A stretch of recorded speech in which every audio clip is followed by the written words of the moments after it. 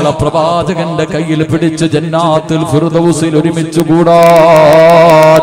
ഈ പാപങ്ങളെ സഹായിക്കുന്നവർക്ക് ഭാഗ്യം കൊടുക്കണേ അല്ലാ.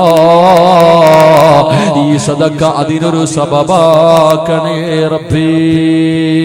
അല്ലാഹു കബൂലാക്കുമാറാകട്ടെ, അല്ലാഹു സ്വീകരിക്കുമാറാകട്ടെ ഇൻഷാ അല്ലാഹ്. അപ്പോൾ രണ്ടാമത്തെ വിഭാഗം ജീവിതത്തിൽ സുന്നത്ത് ചെയ്യുന്നവർ. അല്ലാഹു ഭാഗ്യം നൽകി അനുഗ്രഹിക്കുമാറാകട്ടെ, അല്ലാഹു ഭാഗ്യം നൽകി അനുഗ്രഹിക്കുമാറാകട്ടെ. എൻ്റെ പ്രിയമുള്ള സഹോദരങ്ങൾ, അപ്പോൾ നിർത്താറായിട്ടാ ഇൻഷാ അല്ലാഹ്. അൽഹംദുലില്ലാഹ് 11:15 11:30 നിർത്താമെന്ന് പറഞ്ഞു. വാക്ക് പറഞ്ഞാൽ പാലിക്കണം, വാക്ക് പറഞ്ഞാൽ പാലിക്കണം. പാലിച്ചില്ലെങ്കിൽ വലിയ പ്രയാസമാണ്. അല്ലാഹു നമുക്ക് വാക്ക് പാലിക്കാൻ ഭാഗ്യം നൽകി അനുഗ്രഹിക്കുമാറാകട്ടെ. ദുആ ചെയ്തൂടെ? ദുആ ചെയ്തൂടെ? നിങ്ങൾ ഇരുന്ന ഒരു ഇത്തിരി നേരം കൂടെ പറയില്ലെങ്കിൽ ഞാൻ ദുആ ചെയ്യും. എന്ത് വേണം? മണിയർ രഹസ്യമൊന്നും അല്ലല്ലോ. EP ഉസ്താദൊക്കെ വഴുതു പറഞ്ഞാൽ എല്ലാവരും കേൾക്കാനിരിക്കും. നമുക്ക് പറയാൻ പറ്റുമല്ലോ. എന്ത് വേണം? പറയണോ ഇരിക്കൂ? ദുആ ചെയ്യണോ ഇരിക്കൂ? പറയണം. പറയണം ആഗ്രഹമുള്ളവരെന്ന് കൈപൊക്കിക്കേ. എനിക്ക് 1 പവനൊന്നും വേണ്ട. പെൺകുട്ടികളെ കെട്ടിക്കാൻ 1 പവനൊന്നും വേണ്ട. ഞാൻ 1 ഗ്രാമേ ചോദിക്കത്തുള്ളൂ. ഒരേ 1 ഗ്രാം. അത് ഈ വർഷമല്ല, അടുത്ത വർഷം. അടുത്ത വർഷം അറൂസിൽ അൽഹംദുലില്ലാഹ് പെൺകുട്ടികളുടെ വിവാഹം നടക്കുന്ന സമയത്ത് നിങ്ങളെ കൊണ്ട് കഴിയുന്നത് കൊടുക്കണം. ഞാൻ അത് ചോദിക്കുമ്പോൾ ഇതുപോലെ പൊക്കണം. അല്ലാഹു ബർക്കത്ത് ചെയ്യുമാറാകട്ടെ, അല്ലാഹു ബർക്കത്ത് ചെയ്യുമാറാകട്ടെ. പൈസയുടെ കാര്യം പറയുമ്പോ ഇല്ല, എന്റെ ചങ്ങായിമാരെ എല്ലാരും പറയണൊരു മറുപടി ഉണ്ട്. നിങ്ങൾ സ്വന്തം ശാപം വലിച്ചു വെക്കണവരാ പലരും. നിങ്ങളുടെ ജീവിതത്തിന്റെ നാശം നിങ്ങൾ തന്നെയാ, വേറെ ആരെയും കുറ്റപ്പെടുത്തണ്ട. എല്ലാവരോടും ചോദിക്കും പൈസയുണ്ടോ? ഇല്ല ഉസ്താദെ. കൈ വെച്ചിട്ട് പറയില്ല. നോട്ട് നിരോധനം വന്നു, ആകെ ഒന്നുമില്ല. ആരാ പറഞ്ഞ? എല്ലാ എണ്ണത്തിന്റെ കയ്യിലും ലക്ഷങ്ങൾ ഇരിപ്പുണ്ട്. 2000-ന്റെ നോട്ട് മോഡി സാറ് നിർത്തി. ബാങ്കിലോട്ട് പോകുന്നൊന്നും തിരിച്ചു വരുന്നില്ല. അത് കാരണം ഇപ്പൊ വീട്ടിൽ വെച്ചിരിക്കുക. നേരത്തെ 500-ന്റെ 1000-ന്റെ ഒക്കെ കെട്ടുകണക്കിന് വെക്കണമായിരുന്നു. ഇപ്പൊ എളുപ്പ വഴിയാ, ഇത്തിരി വെച്ചാൽ മതി. വെക്കാൻ നല്ല സ്ഥലമാണ്. എല്ലാവരും കയ്യിൽ പൈസ വെച്ചിട്ടുണ്ട്. പക്ഷെ ചോദിച്ചാ പറയും ഇല്ല ഇല്ല ഇല്ല. നീ 10 പ്രാവശ്യം ഇല്ല ഇല്ല എന്ന് പറയുമ്പോ അള്ളാഹു നിന്നെ എത്തിങ്ങാനലാക്കി കളയും. കാരണം നീ കൈ വെച്ചിട്ടില്ല എന്ന് പറഞ്ഞു. ഒരുപാട് പ്രാവശ്യം കയ്യിൽ വെച്ചിട്ട് ഇല്ല ഇല്ല ഇല്ല എന്ന് കള്ളം പറഞ്ഞു. അവസാനം അള്ളാഹു നിന്നെ അങ്ങനെ തന്നെ ആക്കും. അള്ളാഹു കാക്കുമാറാകട്ടെ, അള്ളാഹു കാക്കുമാറാകട്ടെ. കയ്യിൽ വെച്ചിട്ടില്ല എന്ന് പറയുന്നു. കൊടുക്കാൻ മനസ്സില്ലെങ്കിൽ മനസ്സില്ല എന്ന് പറയണം. ഞാൻ തരൂല, അതിലാണത്തുണ്ട്. വീട്ടിലൊരാൾ വന്നു, ഞാൻ തരൂല, എന്റെ കയ്യിലുണ്ട്, അതിലൊരു മര്യാദയുണ്ട്. അല്ലെങ്കിൽ കൊടുക്കുക. വെച്ചിട്ടില്ല എന്ന് പറഞ്ഞാൽ എത്ര പാപം വലിക്കണേ. കൈ വെച്ചിട്ട് കള്ളം പറഞ്ഞ പാപം കൂടെ. കള്ളം പറഞ്ഞാൽ കിട്ടുന്ന പ്രതിഫലം എന്തേ? കള്ളം പറയുന്നവന് കിട്ടുന്ന പ്രതിഫലം എന്തേ? നാളെ അവന്റെ തല പട്ടിയുടെ തലയും കഴുതയുടെ രൂപവുമാണെന്ന് നബി മുഹമ്മദ് മുസ്തഫ. കള്ളം പറയരുതെന്ന് പറഞ്ഞാൽ എങ്ങനെയാ ചിന്തിച്ച്? അള്ളാഹുവിന്റെ പ്രവാചകൻ സല്ലല്ലാഹു അലൈഹി വസല്ലം തങ്ങൾ നടന്നു പോകുമ്പോ സഫിയ റളിയല്ലാഹു തആല അൻഹ തന്റെ മകനോട് വിളിച്ചു, മോനെ ഈ വാടാ, ഒരു സമ്മാനം തരാം. ഒരു പെണ്ണ് തന്റെ മകൻ വെളിയിൽ കളിച്ചോണ്ടിരിക്കണ, എത്ര വിളിച്ചിട്ടും വരുന്നില്ല. അവനെ വിളിച്ചു, വാടാ മോനെ, ഒരു സമ്മാനം തരാം. ചെറുക്കൻ ഓടി വീടിനകത്ത് കയറി വന്നു. അള്ളാഹുവിന്റെ പ്രവാചകൻ ചോദിച്ചു, എന്തെങ്കിലും കൊടുക്കാനാണോ വിളിച്ചത്? ഇല്ല നബിയെ, ഒരുപാട് നേരം വിളിച്ചിട്ടും വരുന്നില്ല, അപ്പോ അതുകൊണ്ട് വിളിച്ചതാ. കൊടുക്കാൻ വല്ലതും ഉണ്ടോ? ഒരു കാരക്കയുണ്ട് നബിയെ. അള്ളാന്റെ റസൂല് പറഞ്ഞു, അതുകൂടെ ഇല്ലായിരുന്നെങ്കിൽ കള്ളം പറഞ്ഞ പാപം അള്ളാഹു നിനക്ക് എഴുതുമെന്ന് നബി മുഹമ്മദ് മുസ്തഫ. നമ്മള് മക്കളോട് പറയും, മോനെ അത് മേടിച്ചേരാ, ഇത് മേടിച്ചേരാ, അങ്ങനെ മേടിച്ചേരാ, എങ്ങനെ മേടിച്ചേരാ. മോനെ ഫോൺ വിളിക്കുമ്പോ വീട്ടിൽ പിരിവുകാരോ വന്നാ വാപ്പ ഇല്ലാന്ന് നീ തന്നെ പറഞ്ഞേക്കണേ. ഉടച്ചനമ്മ പറയാ, വാപ്പ വീടിനകത്തിരിക്കും. അള്ളാഹുബെ പിരിവിന് ആരെങ്കിലും വരുന്നത് കണ്ടാ പറയും, വാപ്പ ഇവിടെ ഇല്ലെന്ന് പറഞ്ഞേക്കട, കള്ളം പറഞ്ഞേക്കട. നമ്മൾ തന്നെ മക്കളെ കള്ളം പഠിപ്പിക്കുന്നു. അള്ളാഹു കാക്കുമാറാകട്ടെ. അവസാനം നിന്റെ മക്കള് ഭൂലോക കള്ളരാകും. അവരുടെ രസം ഉണ്ടാവും. നിന്റെ മക്കള് കള്ളരെന്ന് പറഞ്ഞാൽ കള്ളന്മാരായിട്ട് ചരിത്രത്തിൽ കാണാം. ഖബറിനകത്ത് ജീവിതത്തിൽ എപ്പോഴും കള്ളം പറയുന്നൊരു മനുഷ്യനുണ്ടായിരുന്നു. ആ മനുഷ്യനെ ഖബറിനകത്ത് കൊണ്ടുവച്ചപ്പോ മുൻകറും നക്കീറും വന്നിട്ട് ചോദിച്ചു, മൻ റബ്ബുക. ഖബറിനകത്ത് 2 മലക്കുകൾ വന്ന് ചോദ്യം ചോദിച്ചപ്പോ ഈ മനുഷ്യൻ പറയാ, ഇപ്പൊ 2 എണ്ണം വന്നിട്ട് പോയതേ ഉള്ളൂ, പിന്നെയും നിങ്ങളും വന്നു. അള്ളാഹു മുൻകറും നക്കീറും വിചാരിച്ചു, പടച്ചോനെ ഞങ്ങളല്ലാതെ വേറെ ആരും ഖബറി വരില്ല, ഇവെന്താടാ ഈ പറയണേ? ഇപ്പൊ 2 പേര് വന്നിട്ട് അങ്ങോട്ട് പോയതേ ഉള്ളൂ, വീണ്ടും 2 എണ്ണം വന്നിരിക്കുന്നു. പടച്ചോനെ 2 പേരും കൂടെ ചോദിച്ചു, അള്ളാഹു ഇതെന്താ പടച്ചോനെ?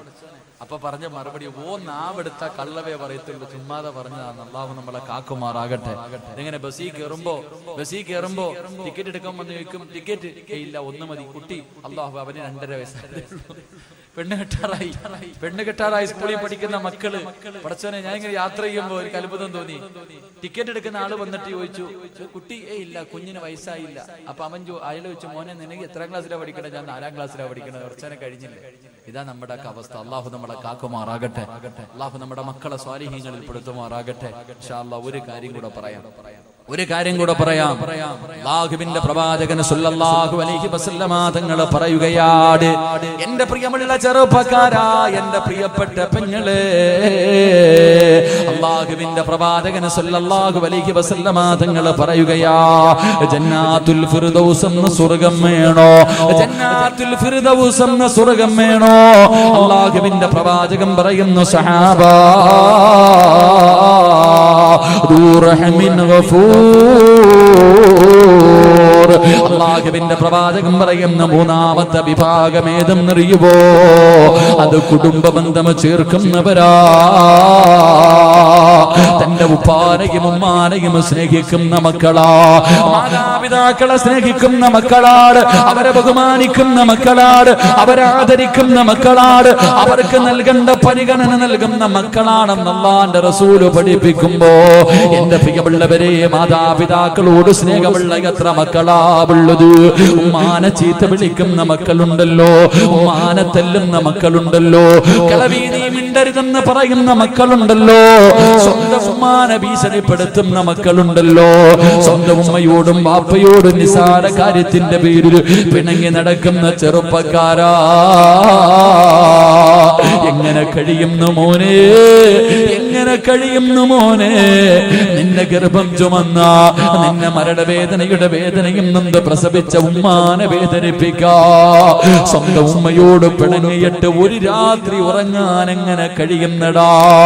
എന്റെ പ്രിയപ്പെട്ട ചെറുപ്പക്കാരാ, വേണ്ട മോരെ, ഉമ്മാന്റെ മനസ്സ് വേദനിപ്പിക്കല്ലേ, ഉമ്മാന്റെ കണ്ണുനീര് വാങ്ങിവെക്കല്ലേ. അല്ലാഹുവിന്റെ റസൂല് പറഞ്ഞു, ഉമ്മായുടെ മനസ്സ് വേദനിപ്പിക്കുന്നവൻ അല്ലാഹു കൊടുക്കുന്നത് ദുനിയാവിൽ വെച്ച് തന്നെയാ. ഉമ്മാന്റെ മനസ്സ് വേദനിപ്പിക്കുന്ന മക്കള്, ആ മക്കൾക്ക് അല്ലാഹു ശിക്ഷ കൊടുക്കുന്നത് ദുനിയാവിൽ വെച്ച് തന്നെ കൊടുക്കുമെന്ന് അഷ്റഫുൽ ഖൽഖ് നബി മുഹമ്മദ് മുസ്തഫ. ഉമ്മയാരെന്നറിയുവോ ചെറുപ്പക്കാരാ? നിന്റെ ഉമ്മാന്റെ കാൽച്ചുവട്ടിലാ സ്വർഗം കിടക്കുന്നത്. നിന്റെ ഉമ്മയുടെ കാൽച്ചുവട്ടിലാണ്. അല്ലാഹുവിന്റെ റസൂലിന്റെ മുന്നിൽ ഒരു സഹാബി ചെന്നു, യാ റസൂലല്ലാഹ്, എനിക്ക് ഏറ്റവും കൂടുതൽ ബാധ്യത ആരോടാ നബിയേ? നിന്റെ ഉമ്മയോടാ, നിന്റെ ഉമ്മയോടാ, നിന്റെ ഉമ്മയോടാ. 3 പ്രാവശ്യം ഉമ്മ എന്നാ പറഞ്ഞത്. 4മതാണ് വാപ്പയുടെ പേര് പറഞ്ഞത്. കാരണം എന്ത്? ഗർഭം ചുമന്നതു 10 മാസം തള്ളയാ, പ്രസവിച്ച വേദന തിന്നതും അവർ തന്നെയാ, പാലൂട്ടി നിന്നെ വളർത്തലും അവരാണ്. ഈ 3 കാര്യം ഉപ്പയിൽ ഒഴിവാട്. ഗർഭം ചുമന്നത് ഉമ്മയാട്, നൊന്ത് പ്രസവിച്ചത് ഉമ്മയാട്, പാല് തന്നത് ഉമ്മയാട്. പടച്ചവനെ, നിന്റെ പ്രിയപ്പെട്ട ഉമ്മാനെ കുറിച്ച് നീ എപ്പോഴെങ്കിലും ഒന്ന് ചിന്തിക്കാറുണ്ടോ? നിന്റെ ഗർഭം ചുമന്ന സമയത്ത് അല്ലാഹുവേ, ആരെങ്കിലും ഒരു മനുഷ്യർ നിന്റെ തോളിലേക്ക് കൈയൊന്നെടുത്ത് വെച്ചാ ഒരു 10 മിനിറ്റ് കഴിയുമ്പോ നീ പറയും, എന്റെ തോളിൽ നിന്ന് കൈയെടുക്കാ. നിനക്കത് ഇഷ്ടപ്പെടൂല. 9.5 മാസം നിന്റെ ഉമ്മ വയറ്റത്ത് ചുമന്നുകൊണ്ട് നടന്നു മോര്.